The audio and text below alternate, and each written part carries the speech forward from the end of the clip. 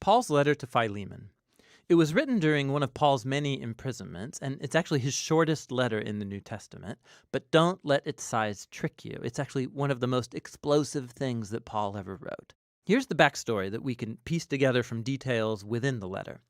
Philemon was a well-to-do Roman citizen from Colossae who likely met Paul during his mission in Ephesus, and he became a follower of Jesus. Then later, when Paul's co-worker Epaphras started a Jesus community in Colossae, Philemon became a leader of a church that met in his house.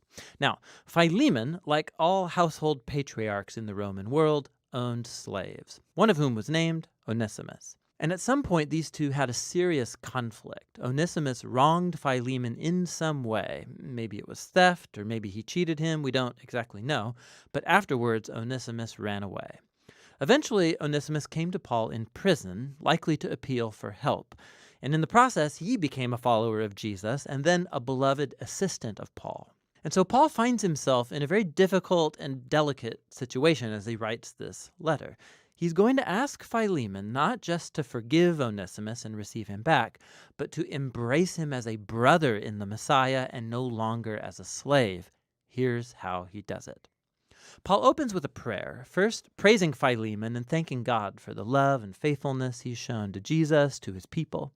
And he then paves the way for his request with this line: I pray that the partnership that springs from your faith may effectively lead you to recognize all the good things at work in us, leading us into the Messiah. Now, a key word here is partnership, or in Greek, koinonia. It means sharing or mutual participation. It's when two or more people receive something together and share in it, becoming partners. Paul's saying that faithfulness to Jesus means recognizing that all of his followers are equal partners who share together in the gift of God's love and grace. And for Paul, this experience of koinonia among Jesus' followers, it's not just an idea that you think about, it's something that you do in your relationships. Which moves Paul on to his request. He finally brings up Onesimus. He says that he's become Paul's child in prison, meaning that Paul led Onesimus to dedicate his life and allegiance to Jesus, and so Paul and Onesimus are now family members in the Messiah. He's been serving Paul faithfully in prison, and even though Paul wants to keep him around, he knows that this unresolved conflict with Philemon has to be reconciled if they say that they're followers of Jesus. Which moves Paul on to his bold request, that Philemon receive Onesimus back, no longer as a slave, but as more than a slave, as a beloved brother in the Lord. Now, this is a really tall order. Under Roman law, Philemon had every legal right to have Onesimus punished or put in prison, and Paul's not only asking him to forgive Onesimus, but to welcome back his former slave into Colossae as a social equal, as a family member. This is way more than kindness. This is unheard of. It's freeing a slave and then treating them like a family member. It upsets the status quo of the Roman social order. Why should Philemon do such a thing? And here Paul pulls a brilliant move. He recalls that key word from the opening prayer. He says, if you're truly a partner with me, it's that Greek word koinonia again, then welcome Onesimus as if he were me. And if he's wronged you or owes you anything, charge it to me and I will repay it. So in this request, we see the heart of Paul's gospel message being acted out. It's first of all about reconciliation. It's just like he told the Corinthians. In the Messiah, God was reconciling the world to himself, not counting people's sins against them. So in this situation, Paul is putting himself in the place of Jesus. He will absorb the consequences of Onesimus' wrongdoing. He will pay the cost so that he can be reconciled to Philemon.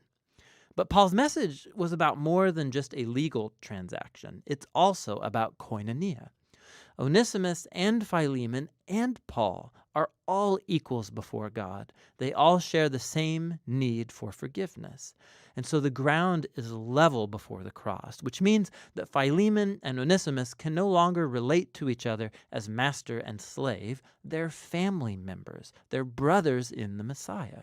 Or as Paul told Philemon and the whole church of Colossae, in God's new family, people are not Greek or Jewish or circumcised or uncircumcised or foreigners or uncivilized or slave or free. but the Messiah is all and is in all people. Paul closes the letter stating his confidence that Philemon will do even more than Paul's requested, and he asks him to prepare a guest room because he wants to visit as soon as he gets out of prison. And then with some final greetings, Paul ends the letter. Paul's letter to Philemon is powerful for many reasons. It's the only letter where Paul doesn't explicitly mention Jesus' death or resurrection, and this is not an oversight. He doesn't need to explain the cross with words because he's demonstrating it through his actions. Paul's embodying here the meaning of the cross. He has made himself the place through which Onesimus and Philemon are reconciled to God and then to each other. This letter also shows us that the implications of the good news about Jesus, they are extremely personal and never private. The fact that Philemon and Onesimus are now brothers in the Messiah, it makes their master-slave relationship totally irrelevant.